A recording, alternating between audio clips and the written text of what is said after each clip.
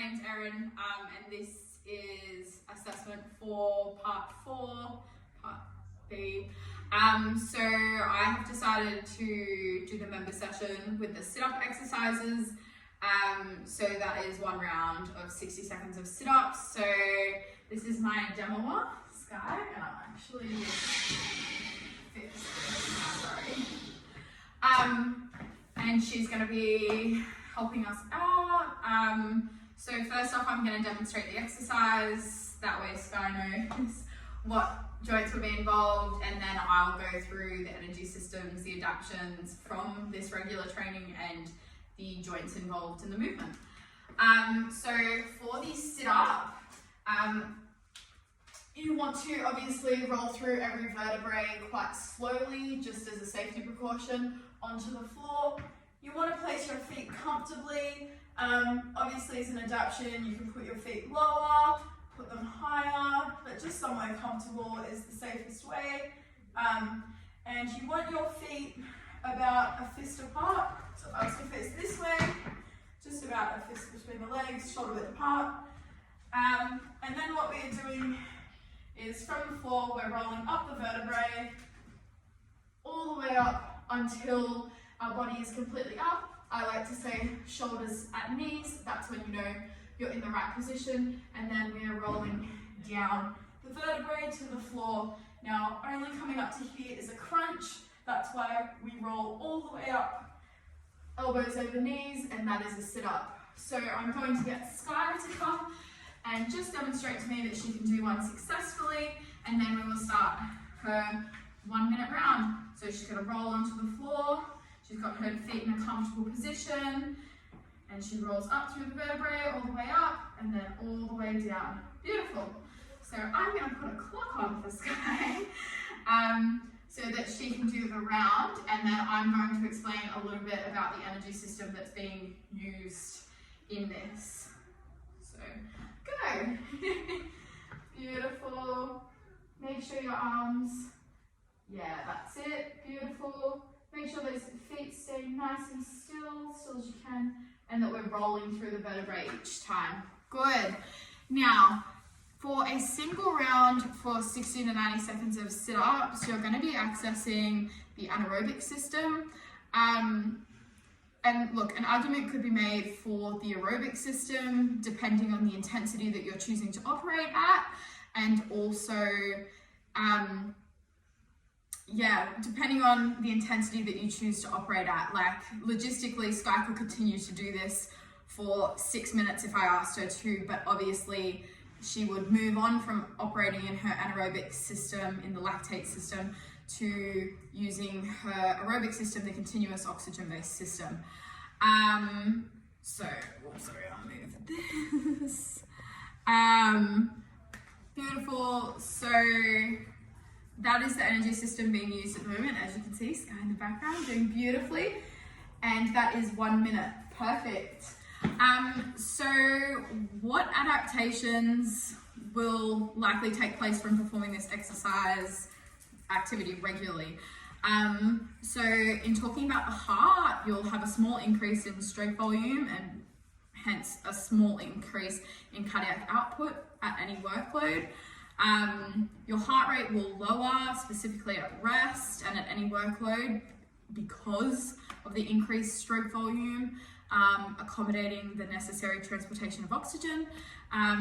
This decrease in heart rate is also supported by the increase in hemoglobin production, which is the cell that transports the oxygen throughout the body in the blood. If we're looking at muscles, there will definitely be an increased strength in the abdominal region. This is a consequence of the contractions and the resistance applied via gravity. If you had started to incorporate weights into this, then that would again act as a resistance. That would help develop that strength. Working in those shorter bursts of energy, you're going to create a bit of power as well, as opposed to muscular endurance, working at the lower intensities. So working for that shorter round and period of time, you're going to increase your lactic threshold, which means you'll be able to operate at a higher intensity for for a longer period of time before the lactate and the burning sensation kicks in. With regards to bones and bones density, that will be maintained. However, if she's already been diagnosed with a bone degenerative disorder, such as osteoporosis, for example, then exercises like sit-ups performed regularly might actually put her at more of a risk of developing fractures in her spine. So that is definitely something to take into account for prescribing this type of exercise. And then looking at the lungs, there is little to no change in terms between trained and untrained athletes in terms of lung capacity. However, there is an increase in oxygen uptake during the exercise, just because you obviously need more oxygen. However, because this system doesn't actually rely on oxygen during the exercise, it doesn't have a big impact on the lungs, as it would for aerobic exercise and accessing that training system. Now, I'm going to get Skye back out here to help me demonstrate the joints. The two joints that I'm going to talk about is the spine, the vertebral column, and then also the hips.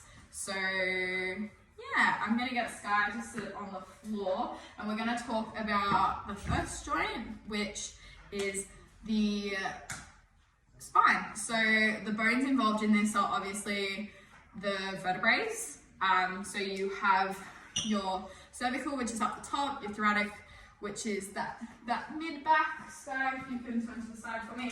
You have your cervical, then you have your thoracic, and then you've got your lumbar, which is the lower, and those are the parts of the vertebral column that will actually move. And then you do also have your sacrum and your coccyx regions. However, they're fused and they aren't going to be doing as much moving and limbering throughout.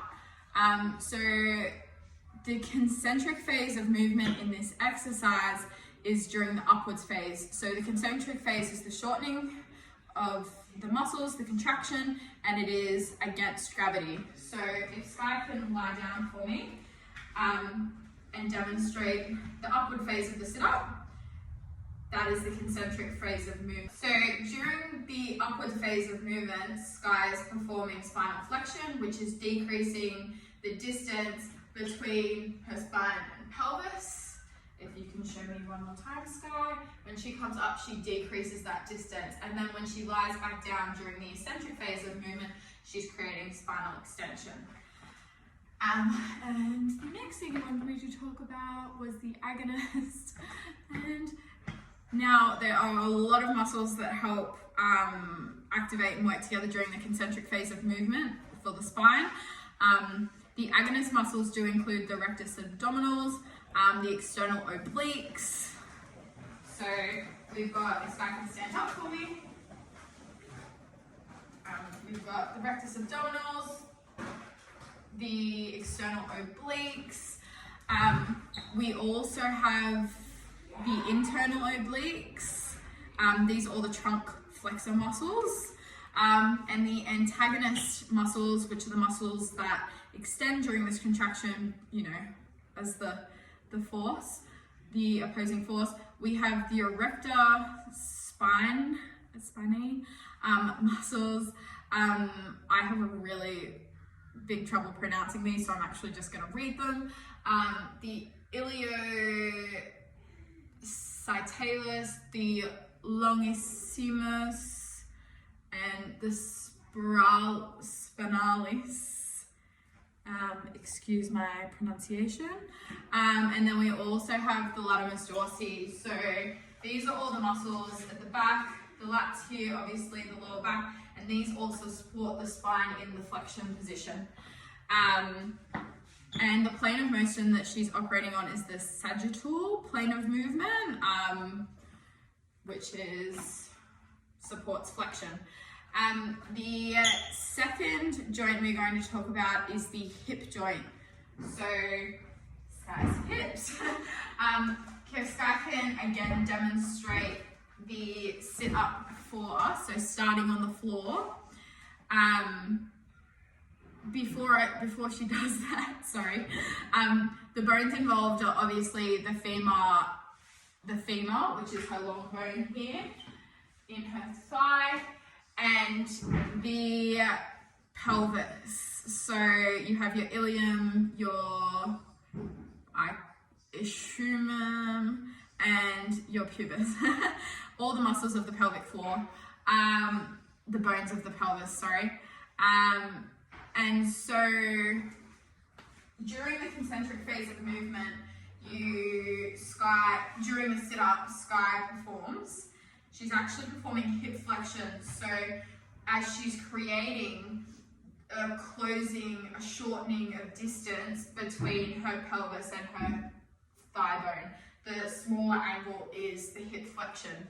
Now, the agonist muscles of this are obviously the hip flexors, the iliopsoas, can't say it, and you have your rectus femoris and your, again, another one that I struggle to say, pectineus, and then the antagonist during this one is your gluteus maximus. So your butt muscles, that is going to help support the pelvic girdle in that hip flexion movement. And the plane of motion that occurs on is again the sagittal. It is flexion, all flexion occurs on that plane. Yeah, so hope you've enjoyed. Thanks, Skye.